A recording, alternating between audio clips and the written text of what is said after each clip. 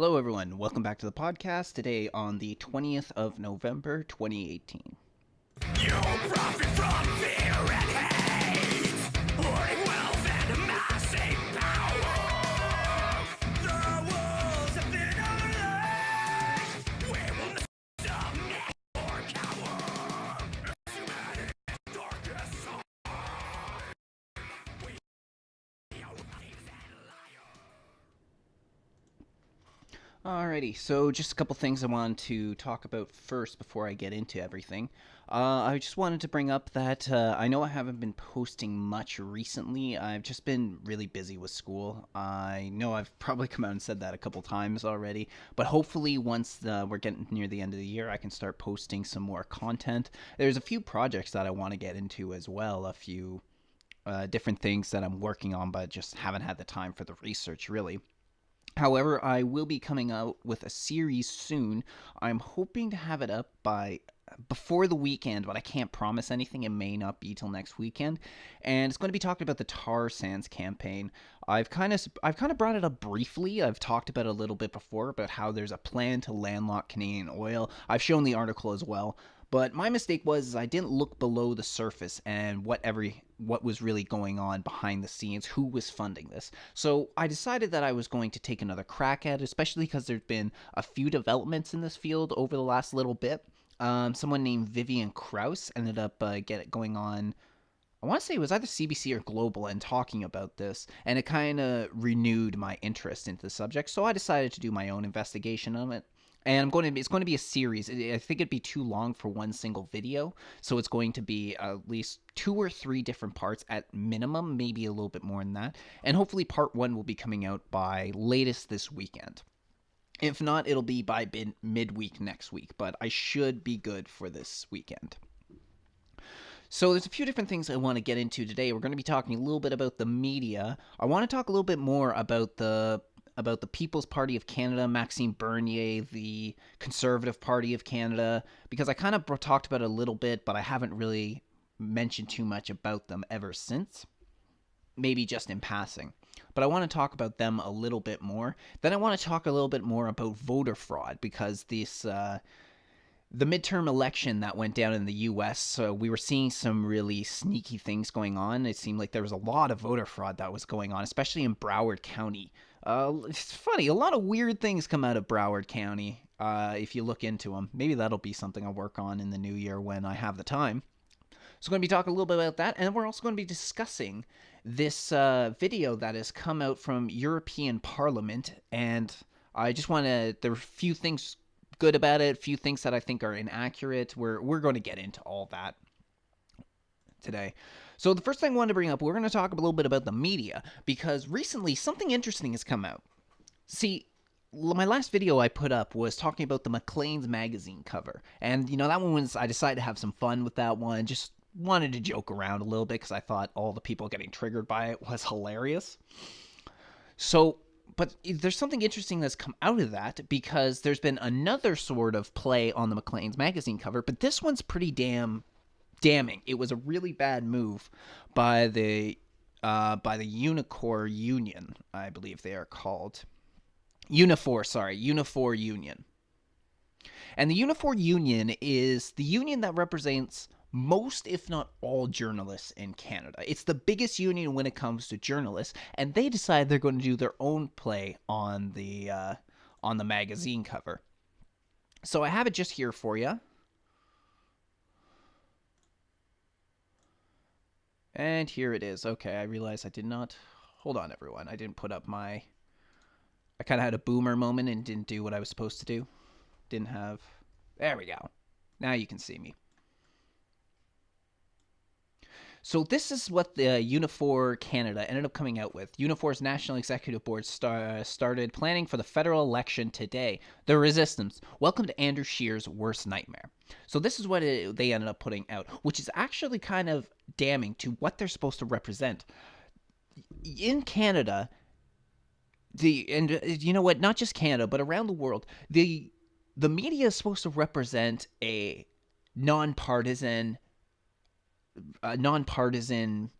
source for you to get your news from. Even though they have even though they're clear that they have a bias, they're not really supposed to pick a side. But from this, they're proving to them to everybody that this is exactly what they're doing. That they're picking a side against Andrew Scheer and the Conservative Party of Canada, and I would actually extend it by saying that by doing this, it's actually more going against all right-wing politicians, all right-wing parties, and people who stand in solidarity with those people who support these right-wing parties. This is what they're doing.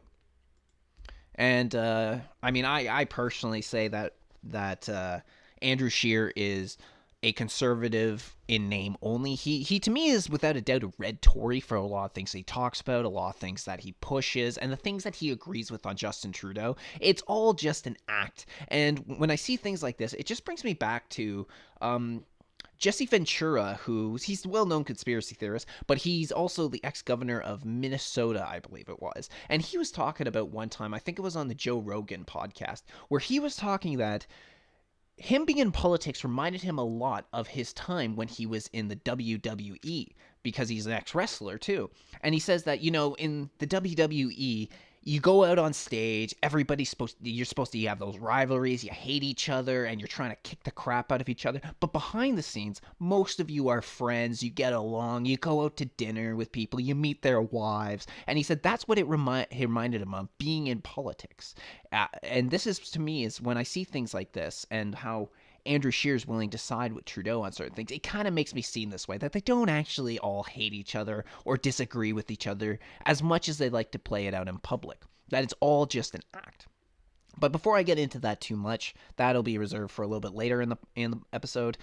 We're going to be talking about this right here. See, the union has, the media has, without a doubt, had a left-wing bias. And this is coming from the mainstream media sources, the biggest sources. This is the problem that a lot of conservatives has when it comes to the media, is that you're pushing an agenda when you're writing your news articles, when you're presenting it on TV, and you're not supposed to do this. You're not supposed to try and manipulate the voters. You're supposed to manipulate the voters and manipulate the people. You're supposed to inform them. Let them make up their own mind. But this is not what the media is doing these days. These days, the media is trying to actually control your opinion. The media is trying to brainwash you to side with them, and you can see it in some of the articles they write and some of the speech that they use. They try and act as if, when talking about certain subjects, if you don't agree with their point of view, then you are the problem. You are a bad person. I mean, if you are, for instance, this is what they've done when they were talking about Jordan Peterson and how they've painted him when it comes to the whole issue of him not wanting to use the gender pronouns, all the different gender pronouns, is that they're painting it as in, because he's like this and because people who support him are agreeing with him on this, they're bad people. How dare you speak that way? So this is why a lot of people are getting away from corporate media. This is why, especially when we're talking about the younger generation, they're actually getting their news from online. Now, I'm sure this is also because of convenience. I mean, personally, one of the reasons that I try as much as possible to sort of steer clear from really mainstream sources, I find it's impossible to stay away from it. I do usually tend to go to these like CBC or Global or some other ones just to get sort of figure out what's going on during the day, but I don't rely on what they tell me. I try and pick out the facts and then go form my own opinion on them. And I actually, a lot of times, go to different media sources that are not considered quote unquote mainstream.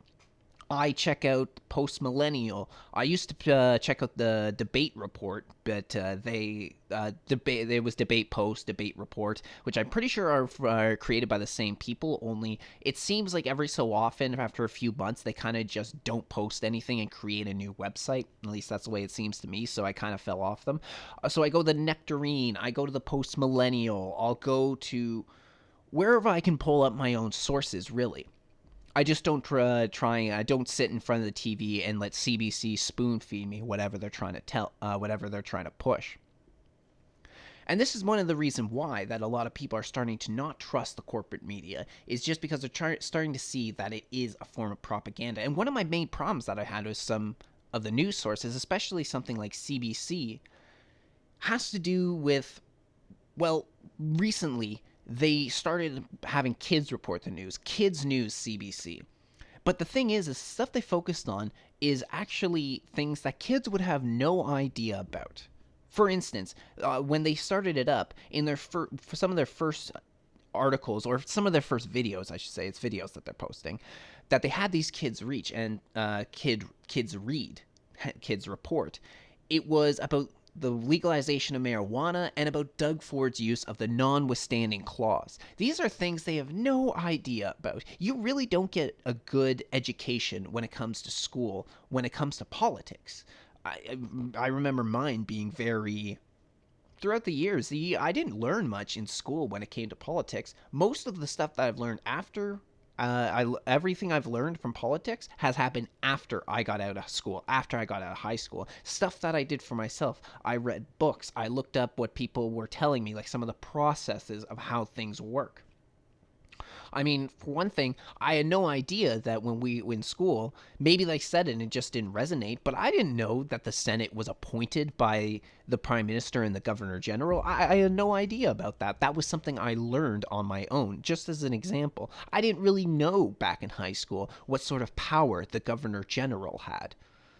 So this is all things that I've learned afterwards. So the education is terrible, but the idea of using kids in order to push these stories is because kids are going to be more receptive to a child telling them this. I mean, I remember my mom used to have the radio on all the time. You know, when she came in the mornings before she'd go off to work, in the evenings when she came home, she'd be listening to the news. Sometimes she had the actual CBC channel up on the TV. I saw the news all the time. I didn't really care at the time. I was a kid.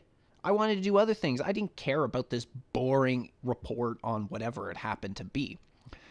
And I always found that whenever I was listening to it on the radio, couldn't keep my attention on that. It was just of what I considered old-sounding people just talking about boring subjects.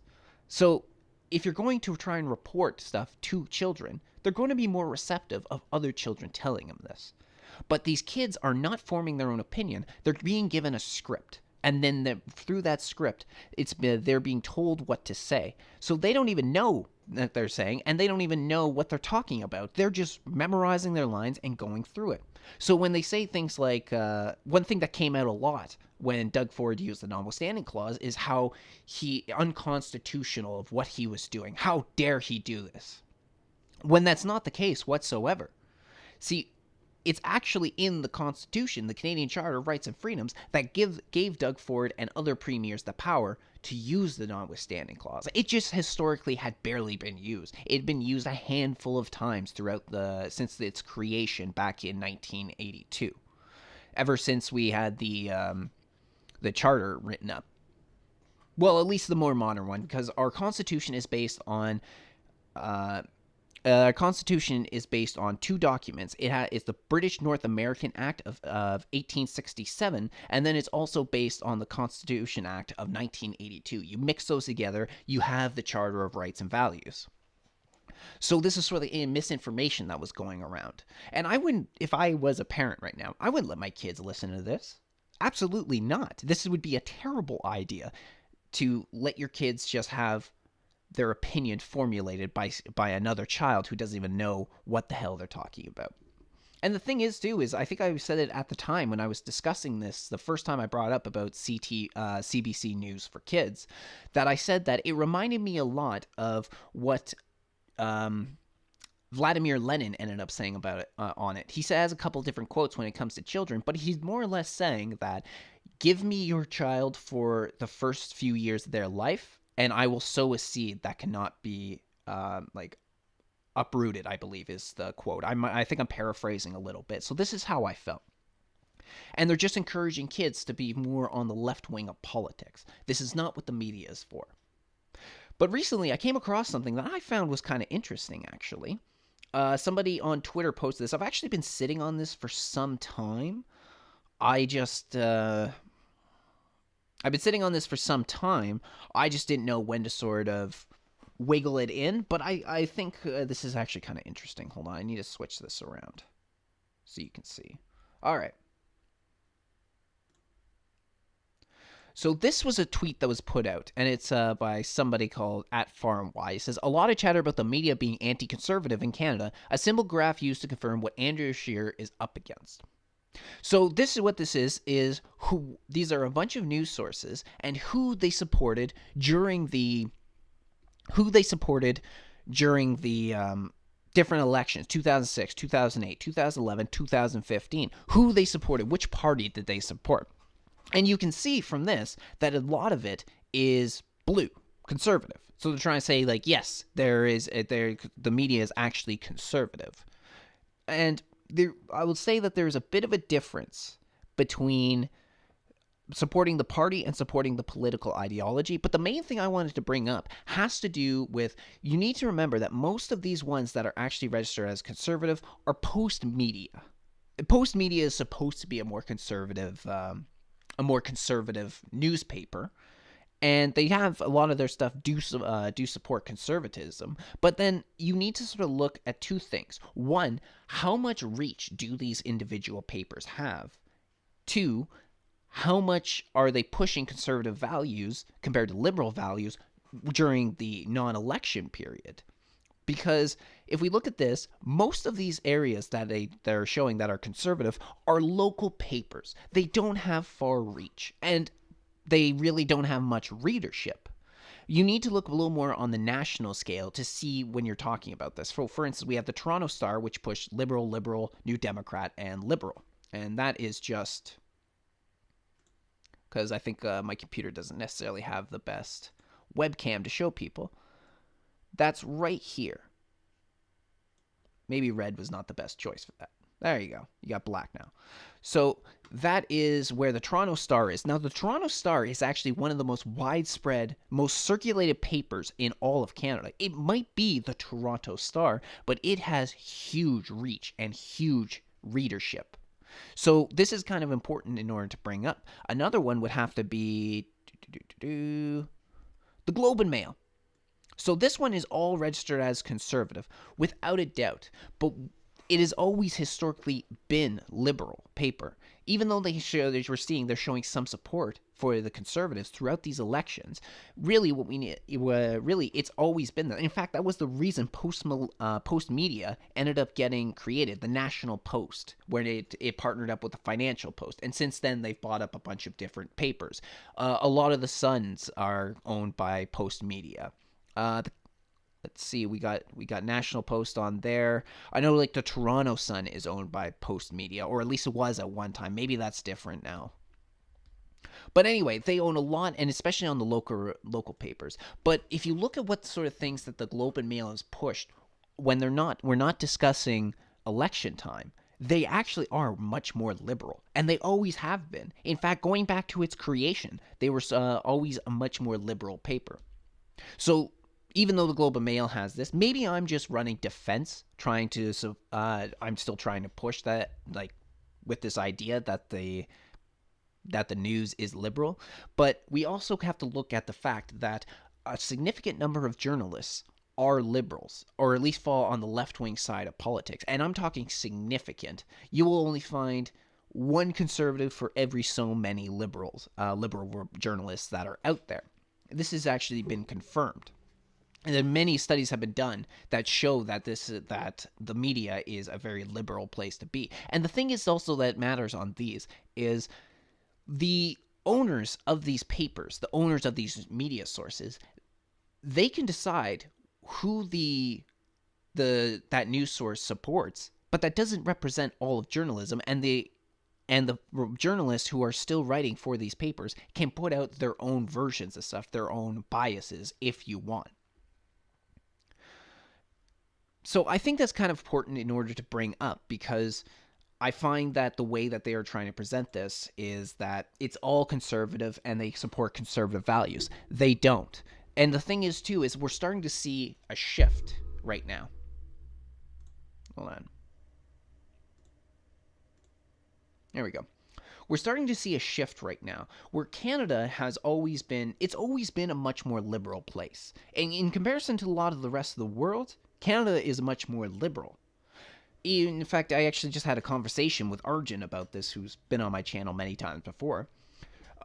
We were talking about how he's from a country that's more conservative than Canada is. But we're starting to see a shift as a lot of Canadians are starting to see that they're not happy with the way that Canada under a liberal governments in the past have gone. They're starting to see the problems with it. They're starting to shift more conservative. So we're actually starting to become a more conservative country slowly and slowly. I think eventually we're going to see this manifest itself in some different way. And maybe this is exactly what's going on when it comes to Maxime Bernier and the People's Party of Canada, is that people are starting to make that shift over towards the right wing of politics. But a lot of the conservatives in Canada don't represent the right wing values that a lot of the average people feel. So I believe that this is why it makes a difference. And this is why I believe that we're going to make a shift here, that we're going to start to see. I mean, we already see it. Doug Ford got voted in with unprecedented numbers. Like, nobody saw that coming when he got voted in Ontario. The CAQ over in Quebec, there had been one conservative government in Quebec in the last 40 years or something. That was amazing. We're starting to see this going on again in Western Canada. Western Canada has always been the more conservative area, but then they went NDP in Alberta in the last election. But it looks like Jason Kenney from the United Conservative Party is going to get back in come the next election. Even still where liberal governments, provincial governments hold strong, we're starting to see a change there. I mean, many of the liberal governments over on the Maritimes right now are starting to oppose Justin Trudeau's carbon tax. So we're starting to see this shift here that's happening in Canada. And before I start continuing on about this idea of the shift, I wanted to bring something up that caught my attention the other day. So what was interesting was that I didn't see it happening. I didn't know this was happening. But Ben Shapiro, who from the Daily Wire, he ended up having ex-Prime Minister Stephen Harper onto his program. One day I opened up YouTube and there it was. I thought that was kind of interesting. So I actually listened to some of it, but I didn't get a chance to listen to all of it yet. But then there was one clip that started making the circles on social media because people were very interested in something that Harper ended up having to say and how it might apply to us today. And I'm going to show you that clip right here.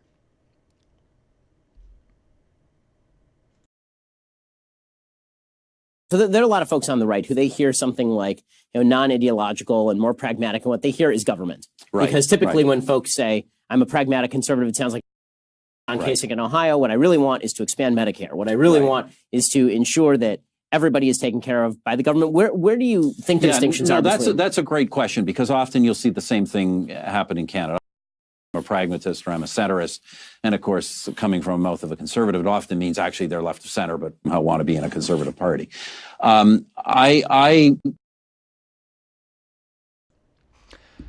So there you go. That's what I ended up saying. And that was quite interesting. In fact, let's go back and just once again listen to what Stephen Harper had to say on it, because I really liked his quote. What do you think the distinctions are? That's a great question, because often you'll see the same thing happen in Canada. I'm a pragmatist or I'm a centrist. And of course, coming from the mouth of a conservative, it often means actually they're left of center, but I want to be in a conservative party. Yeah, because the reason that we caught so many people's attention is that a lot of people are wondering, is he talking about Andrew Scheer? The reason that a lot of people believe that he's talking about Andrew Scheer is the fact that this is exactly the sort of words that Andrew Scheer has used over the last little bit. He has called himself a centrist party. I believe he's even used the word pragmatic. And a lot of people were starting to say that Andrew Scheer was actually pandering to the left. Why would he do this? It's never worked out well for conservatives in the past. This was a lot of the arguments people made against Patrick Brown, is the fact that he was trying to pander more to the red Tories, to the left, and even to the media, is that it's going to burn you in the end, because you may start to get that attention by the media. They may even say nice things about you. But come election time, they're not going to support you. And this actually sort of something I did forget to bring up just earlier talking about the media, is that one thing that else matters in Canada has to do with the fact that all of our televised media, all our televised news is left of center. is left-wing. CBC, Global News, CTV, and a few others. They're really where the liberal point of view lives. And again, a lot of people are much more receptive to having to go. A lot more people are more willing to go online and watch someone talk about the news than they are about to open a paper and read it for themselves. So this is why this matters. And this is exactly what's going to happen if Andrew Scheer keeps going down this way. He's going to try and become a friend of the media, a friend of the news, but when push comes to shove, when it comes down to election time, they're not going to support him. They'll support Justin Trudeau. They'll support Jagmeet Singh or something like that. He'll have very few supporters inside of the media.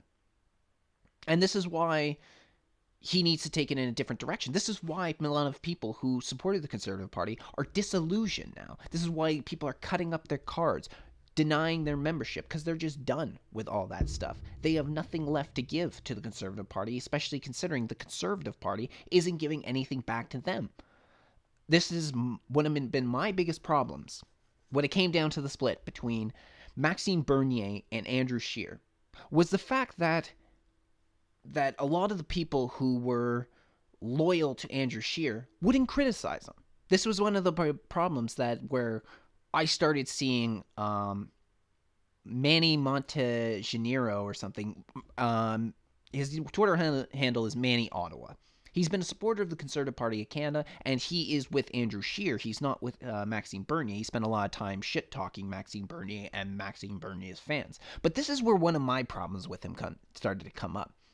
Couple things that he put out in the past, but that was where I started to take notice, was the fact that it's one thing to side with Scheer because they're on the whole Trudeau must go, which is not much different than the Stop Harper campaign. And the Stop Harper campaign was successful to a certain extent, but we saw how somebody like Thomas Mulcair, when he was campaigning, at one point he was the most popular party. He was running the most popular party that during the election time he was actually destined to win.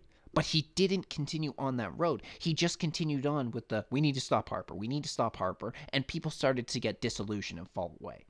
That is one thing that your supporters will be on and the people who follow politics will be on. But for just the average person who doesn't pay too much attention to politics, kind of sticks their head up out of the sand after 4 years and figures out what the parties are saying, just saying stop Harper was not enough. Just like for people who do the same thing, the Trudeau must go is not going to be enough. So for me with Manny, I started to see that he wasn't even being critical of Andrew Scheer, and despite the fact Andrew Scheer was abandoning his conservative principles. So I thought this was kind of interesting. In fact, like one of his excuses was, well, Andrew Scheer isn't the prime minister. No, he's not, but he's still leading a federal party. I mean, this is not an excuse. People have to criticize leaders whether they happen to be the main leader or not, whether it's the prime minister or whether they're just leading another party. I mean, he wouldn't use this excuse if he was being critical to Jagmeet Singh. Jagmeet Singh's the leader of the NDP. I'm sure Manny would criticize him. But the point for criticizing your own side is because if you don't criticize your own side and rein in some of the problems that you have on your own side, then what's going to happen is that's going to get capitalized on by your enemies. So if he's starting to lean more, if Andrew Scheer is starting to lean more towards the left, that's going to be detrimental to his base, because that's not what his base wants to see. And then his base is going to abandon him. If there's policies that Andrew Scheer is pushing that's going to be unpopular, you need to criticize him over it so that way he can stop doing that. Because if you don't do that, then that's when it comes down to election time, that's going to be used as fuel against him. If he's trying to be friend of the media, be friends to the media, and you know that's not going to work, then be critical. But that's something Manny has never done. He's always been critical of Maxime Bernier. That's fine. It's not like there aren't criticisms of Maxime Bernier to bring up. Some people have said before that why did he choose now to split the vote right before the election? Now, personally, I've always said, why should he have to wait that extra year to keep the party together? I don't necessarily agree that he shouldn't have been able to do that. He should be able to do that if that's what he wants. But I think the argument can be made that it's not Bernier who split the vote. That because that Andrew Scheer moved away from the right wing, moved away from his base, He actually is more responsible for splitting that vote than anybody else. And things that Andrew Scheer's talked about, that he supports, he's backed down from. And I'll get into that in just a minute. But first, to show the difference between all these different leaders, I compiled a very short video. Very short video which shows the difference between Andrew Scheer, Justin Trudeau, and Maxime Bernier. That it's not only that men can be feminists, it's that men should be feminists as well. And I am proud of that. Agent of change on this. At this point, it's not the right way to go. So are you feminist? Absolutely, yeah. What do you mean by that? I think the core of that is that to recognize the fundamental equality between men and women. The leaders of the three other parties, Jagmeet Singh, Andrew Scheer, and Justin Trudeau, have at one time or another all identified as feminists. Yeah, Are you a feminist? I don't think so. Why not? Why not? I want to have program that will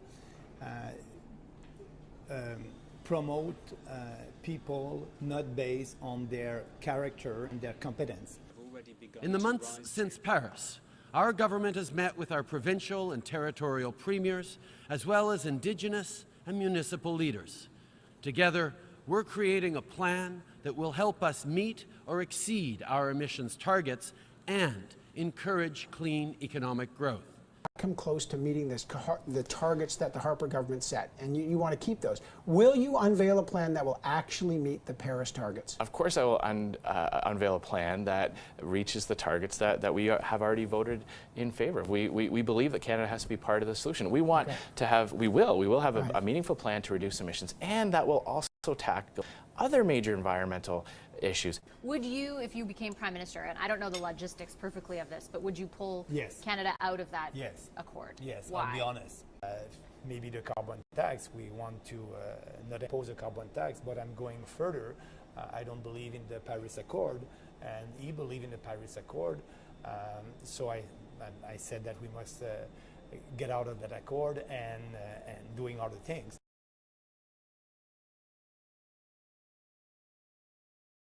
All right, there you go. You should be, you can hear me again.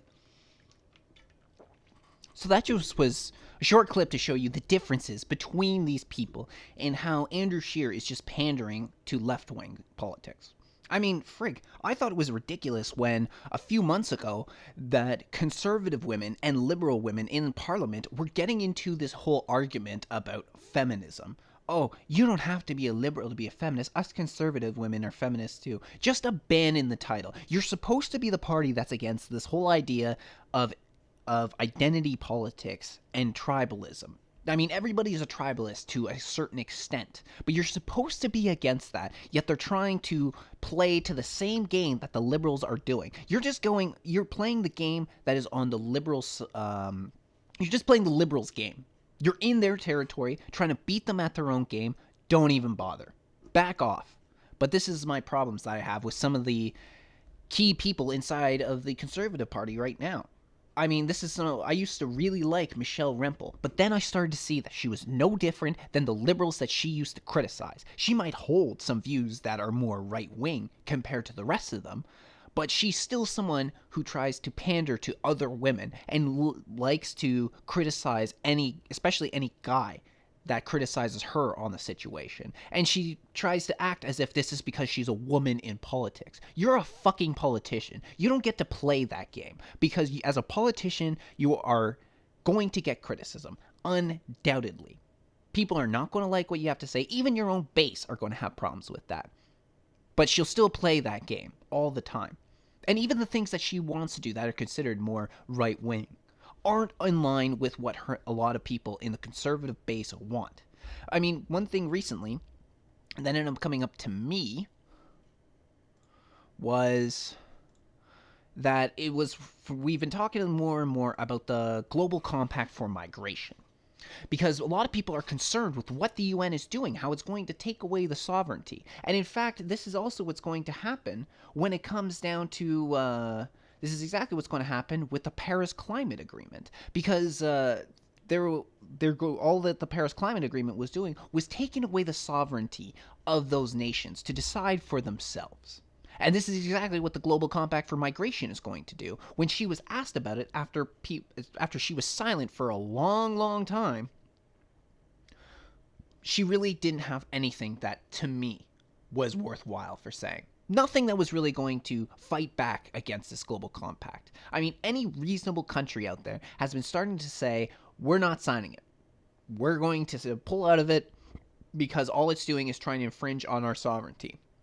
So she put out on Twitter on October 30th, 2018, she says, for those who have been writing to me about the UN Global Compact for Migration, I'll be moving this motion today. And it says that, pursuant to Standing Order 1082, the committee conduct a study of the United Nations Global Compact on Migration, that this study examined the degree of which Canada was consulted, that the study also determined how the compact will affect Canada, including but not limited to potential impacts on immigration levels, resettlement cost supports, potential cost impact on social programs such as the social welfare system, affordable housing stock, regional homeless shelters, and food banks, sovereignty on decision making regarding immigration policy, that departmental officials will be attending for at least one meeting, that this study consists of no fewer than 2 meetings, that the study be completed prior to Canada making a final decision to ratifying the United Nations Global Compact for Migration, that the committee report its findings to the House, and that pursuant to Standing Order 109, the government table a comprehensive response thereto. So nothing about pulling out, she just wants studies done. We're going to study. Where did the Global Compact come from? It came from the UN Agenda 2030, which I have said time and time again is a Marxist's wet dream. That's what it is. But this is all she's offering. She's only offering studies to be done. And it doesn't look like she's that concerned over it. She just wants to see what'll be the impact. No, you have to say no because this is the UN, once again, flexing its right over our own decision making. They're going to try and up our immigration numbers. They're going to try and tell you where these immigrants are going to come from so you don't get to decide. They're like, for those who didn't see it, go back and watch my talk with Bill Tufts on it and why it's so concerning. This is the problem that I have. And when it comes to the illegal border crossers, too, because this is another one that she sort of made her focus on, she isn't going to deport these people. No, she wants to seal the loophole. Fine, seal the loophole. You don't have a problem with me there. But then we're just going to keep them here. So we're going to keep all the 30,000 or so that are here living off the Canadian taxpayer. We're just going to keep those people, but we're not going to send them back, despite the fact they broke the law and crossed the border illegally. How is that much different than what the Liberals want? It's really not. It's not.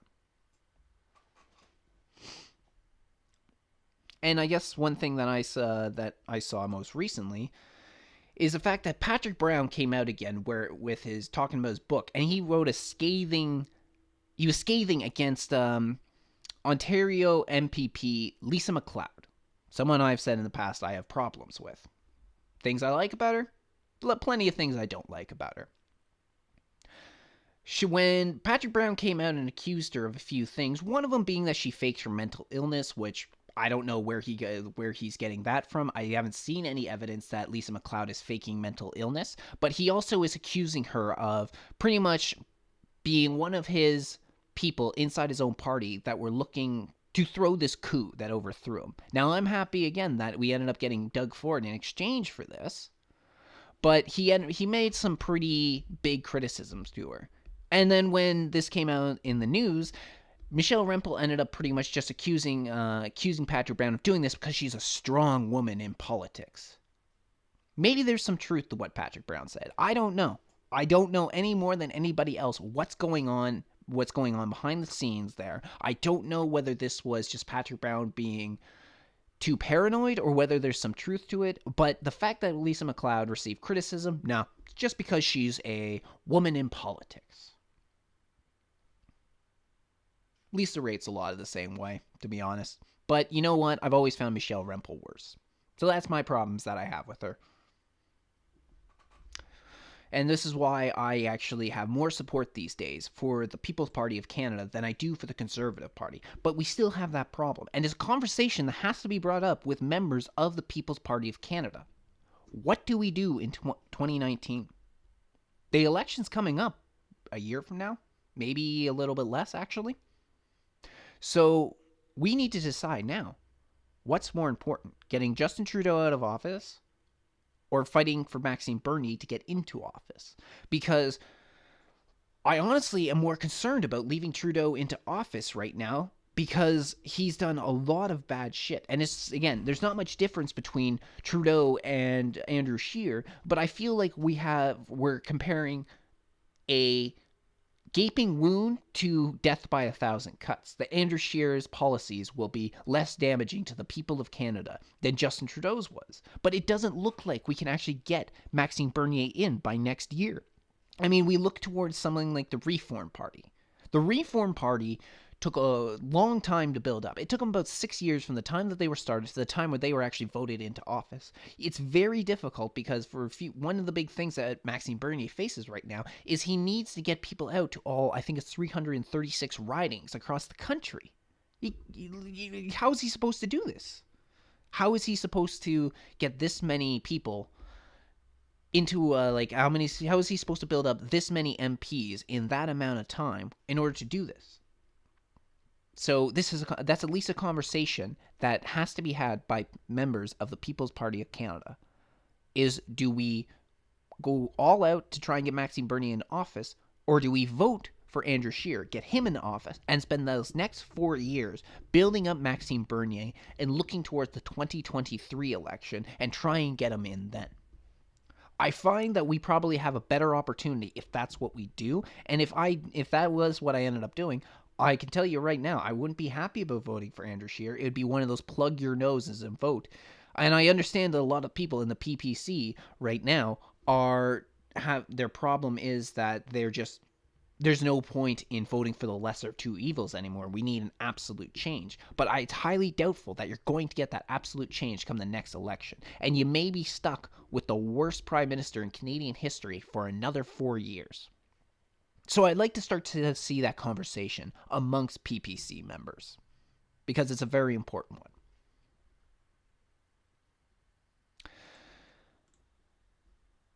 And now it's time to discuss a little bit about voter fraud, because this is something that seemed pretty systemic in the midterm elections, especially, again, I was mentioning about Broward County. So what ended up happening is it seems that across different wards, I guess, or districts, I should say, across different districts in the U.S., they were starting to see that it took them a long time in order to get votes in to be counted and who actually won the election. And then sometimes there were some interesting things going on, such as, I believe it was in Broward County, where they were talking about how in 2 days they found something like 80,000 more ballots suddenly, and it was propelling the Democrats up into power. So a lot of people are wondering, is there voter fraud going on? In fact, it almost seems inevitable, because one of the people that is involved with this whole situation is Brenda Snipes. And what's interesting, she has been accused of corruption and incompetence 14 times before this election. Broward County election supervisor resigned on Sunday night after the Florida hand recount concluded. So she's already been accused of this, and we can go down and actually they have a list of things that she was accused of. A quick search of her name reveals 12 times Brenda Snipes was accused of criminal activity before this year's election. 1. Illegally destroyed ballots. Absentee ballots that never arrived. Fellow Democrats accused her precinct of individual and systemic breakdowns that made it difficult for voters to cast regular ballots. Posted election results half an hour before polls closed, a very clear violation of election law. Sued for leaving amendments off of ballots. Claiming to not have the money to notify voters when their absentee ballots expired, having official staffers campaign on official time, problems printing mail ballots, accusation of ballot stuffing, voters receiving ballots with duplicate pages, slow results and piles of ballots that cropped up that cropped up way after Election Day, opening ballots in private, breaking Florida law. So this is just all sorts of things that she's done. And I mean, this is unbelievable. And then when it even comes to that, actually, when it even comes to this idea of rigging, there was this that ended up coming up from Broward County. So we can see here that it's showing that this was, let's see. So when they're talking about this individual, Paul Badova, they're showing that he's been registered since 1914, over 100 years old, and that he died in 2005. Or I'm sorry, that was his date of birth. He was born on 18th of August 1914, and he died on 18th of June 2005. But yet he was voted by mail, apparently.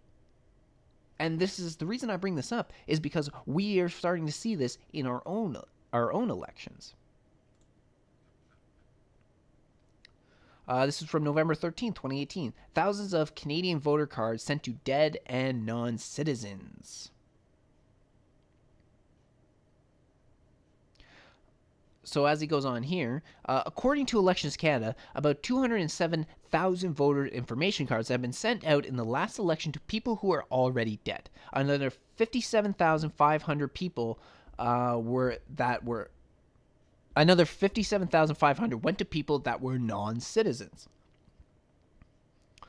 The scary thing is that Election Canada recently admitted that they have no way of tracking whether someone is a citizen before voting, describing the process as an honor system. Vancouver radio station News 1130 had asked Election Canada about safeguarding against non-citizen voting and was told there is effectively none. Quote, while we clearly communicate the citizens' requirement to vote, we depend on individuals to accurately indicate their Canadian citizenship, so we recognize the process is not perfect, end quote, said Elections Canada told the station via email. An honor system. How terrible is that? An honor system in order to figure out whether you are legal to vote or not. I mean, could you imagine we did this with cigarettes or alcohol? That somebody who came in didn't have to show ID, but on the honor system that they are old enough in order to drink this. This is very similar to what we're doing with our elections right now. And this is what confuses me. Maybe I shouldn't say confused. What I was going to say is this is the thing about Justin Trudeau's stance when it comes to elections, is that he's trying to say that we need to safeguard ourselves from foreign influence in Canadian elections. But at the same time, he's making the requirements a lot easy. I mean, his new bill, which is going to reform all of our election, how we vote, is going back to third-party vouching. I mean, that's not a very good system. The UN Global Compact for Migration, people are worried that because of the way that it's going about it, it may give citizens, non-citizens, the right to vote in upcoming elections. And I believe there was something even just recently when it came down to that. There was something I saw the other day that was talking about this too, about how next time we go to the election poll, there's going to be a significant more amount of people that are allowed to vote. Let me see if I can find it. I can't remember exactly what it's saying. Canadians allowed to vote more.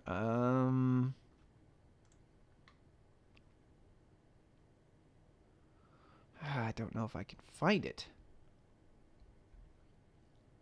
But pretty much we were finding out that a lot more people who don't really have the requirements to vote are going to be voting in Canadian elections. And we have actually recently, I think it was over in BC, they were thinking about giving permanent residents the right to vote. But you can't do that. You have to be a citizen in order to vote in Canada, which makes it absolutely ridiculous. Absolutely ridiculous. This is voter fraud. And even recently, our defense minister, Harjit Sajjan, And I'm talking about how that come the next election time, we really need to look out for Russian influences.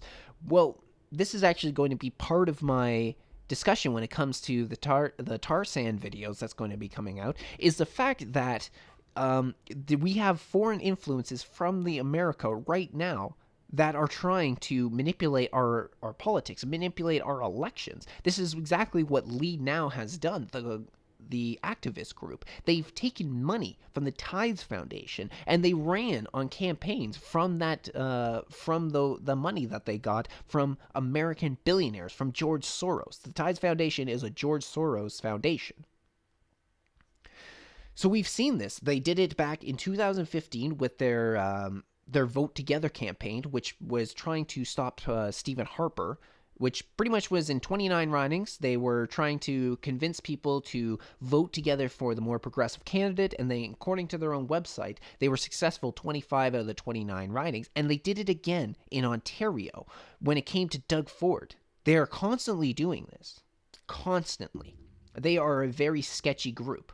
But we're seeing this happening. We found out that more third parties registered in our election in 2015 than ever before. Yet they're worried about Russia. I mean, I'm more worried right now about American influence in our elections than I am about Russia. I don't think Russia cares too much for us. Doesn't mean you don't be careful. It doesn't mean that it doesn't matter. But I think we have bigger problems and more immediate problems than Russia. So last thing I want to talk about today is I came across this video while browsing through Twitter, and I think it's pretty damning. It says a lot, but hold on one second.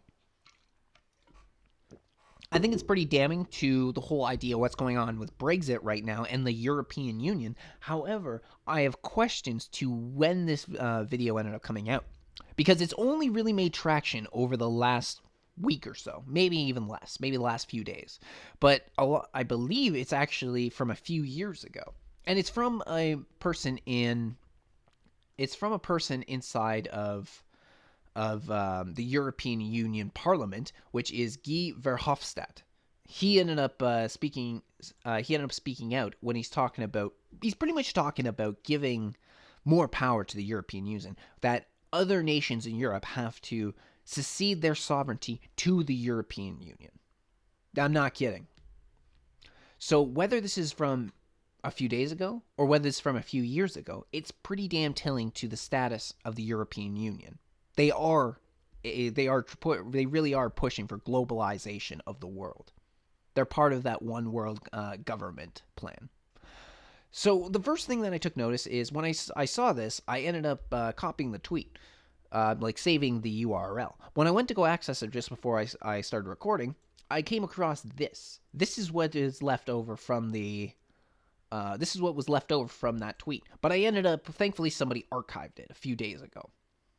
It was from the Core. Now, I don't know whether the Core is American, Canadian, or where they're from. Oh, actually, if you look in the background, it says United Kingdom. So it makes me kind of wonder if this has anything to do with the fact that Article 11 and 13 were getting passed in the European Union. I don't even know if they've actually been... I know it passed, but I think I've heard something along the lines that they still have more voting to do, or it hasn't been implemented yet. But this ended up getting taken down either way, and it looks like it wasn't just... It doesn't look like it's just that. It may even be that there was a suspension put on this Twitter account. I don't know. I haven't checked it out yet. But this is what it ended up saying. It says, please retweet this all day. Guy Verhofstadt loses his temper, blows the lid off why he is so angry with Britain, and tells us the truth about why he wants to destroy our sovereignty. Now, you can't watch the video here. You really can't. But we can go and check it out. So other people have had that one. I've had the video. It's only 20 seconds long. Hold on. Oops. 1 second. There we go. So only 20 seconds long. Let's take a quick listen to it. And it's pretty damaging, if you ask me.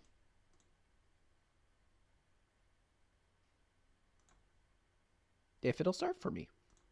And that is the real problem, colleagues. Why there is such a problem in this crisis? Because member states are reluctant to transfer new sovereignty and powers to the European Union. And we all know that the only way out of this crisis is a new transfer of powers to the European Union and to the European institutions. Yep. He literally wanted to. He was literally angry because all of the any of the countries that are against the European Union. I mean, right now I really think it has to do with Britain than anything else. But that's pretty damn telling to his position that he is trying to centralize the power. So whether that clip is from a few days ago or from a few years ago, it doesn't matter. Because especially from a lot of the people more familiar with European Parliament, they say that he hasn't changed his opinion. He's just better at delivering it now.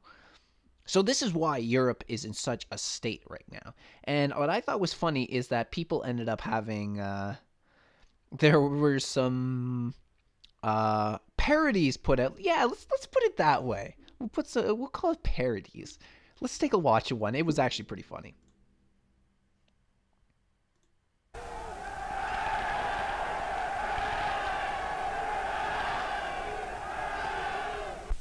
And that is the real problem, colleagues. Why there is such a problem in this crisis? Because member states are reluctant to transfer new sovereignty and powers to the European Union. And we all know that the only way out of this crisis is a new transfer of powers to the European Union and to the European institutions.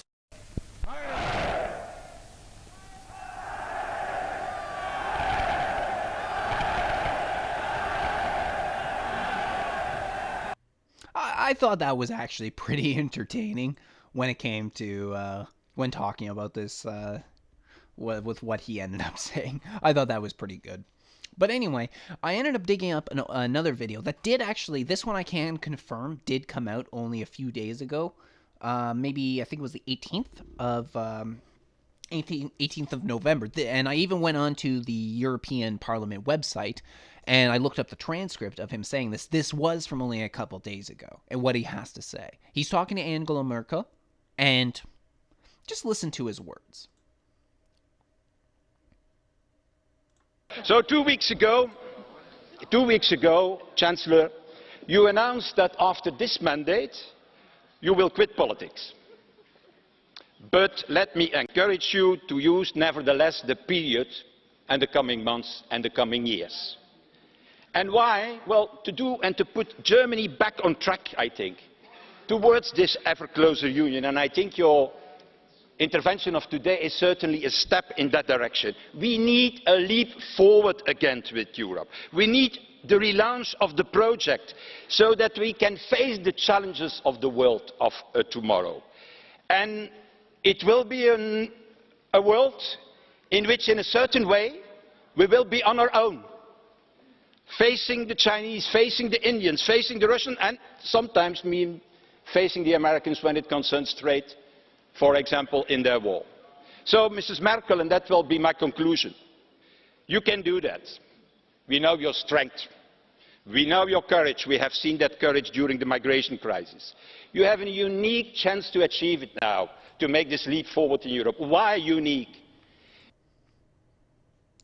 Yeah, he's just licking Angela Merkel's box right there. Like, he's just sucking up to her very hard. And I thought it was kind of interesting, a couple of things that he brings up. One thing in particular that he brings up is right here, I believe. A step in that direction. We need a leap forward again with Europe. That whole speech about being, we need a leap forward. And he also makes reference to it just after that again about we need a leap. I'm pretty sure when he's talking about this, it's words coming out of the Leap Manifesto. And the Leap Manifesto was pretty much talking about, it's trying to push Marxism. That is what the Leap Manifesto is doing. And it's the whole idea of it. The reason it's called Leap Manifesto is that we're moving along too slow. We need to take one big leap forward. And you're doing this by pushing socialism on the people by this. So this is what he ends up doing. I'm pretty sure this is what he's talking about when he talks about that we need a leap forward. He's talking about the leap manifesto. But I think through from what he's doing there, you can tell that he's pushing for globalization across the world, because Angela Merkel has been when it comes to world leaders, she's been one of the worst at pushing globalization. It's been her, Macron, Justin Trudeau. These are three people who have worked together to try and push globalization across the world. The three main globalists, in my opinion. She's done terrible things to her own country because of this. We see how the crime rate in Germany has skyrocketed. Rapes, violent interactions has happened. Social cohesion has fallen apart because of what she's done. And this all has to do with the fact she invited in so many of the quote-unquote refugees. I mean, sure, plenty of them were refugees, but we also know for a fact that mixed inside those group of refugees was a lot of economic migrants that were just looking for a reason and a way to come into these countries. And this is exactly what's been going on. So that video that is making circulation says a lot about this guy, and it says a lot about the European Union and what the people in Germany, France, and all other countries in Europe are facing right now. So I'm a little worried for them with everything that's going on, with the passing of Article 11 and 13, with this whole thing that's going on right now and them trying to gain more and more power for themselves. It looks like that Europe is going down a path they've been before. Because I'm not going to say that they're like Hitler or they're going to end up like that, but we see about how they're trying to bring all that power centralized. And I mean, even Macron himself, despite the fact they were saying we're not going to create a European army, he has once again shown that he supports a European army. And I know someone like Styx Hexenhammer has talked about one of the problems with this is that if there is political dissension in these countries across the world, what you're going to see is foreign troops that come in to crack down on these people. So, for instance, if something's going on in France, you'll probably see German troops come in. And the problem with that is that at least when it's your own people, if it's in France that you're having this sort of political strife and they're French policemen, they may be at least a little more hesitant to crack the skulls because that could be their neighbors or their friends or friends of friends, things like that. And just their countrymen. That's why they'll be more reluctant to do something like that. But if you're bringing in troops from another country, they'll probably be less willing to use violence as a means to put down these sort of protests. So this is some of the problem that we're seeing right now in Europe. And that video, the first one that I showed you of Guy Verhofstadt, it says everything you need to know about the European Union and those who want to centralize the power there. Well, thank you very much for joining me on the podcast today. I hope to have that video out for you soon, and I hope to have another episode of Know Your Owners out soon. It's just, again, I've been really busy lately and haven't had the chance to put together some good content for you guys, so hopefully I'll be back at it soon, and I'll be back again talking to you guys soon. All right, have a good one.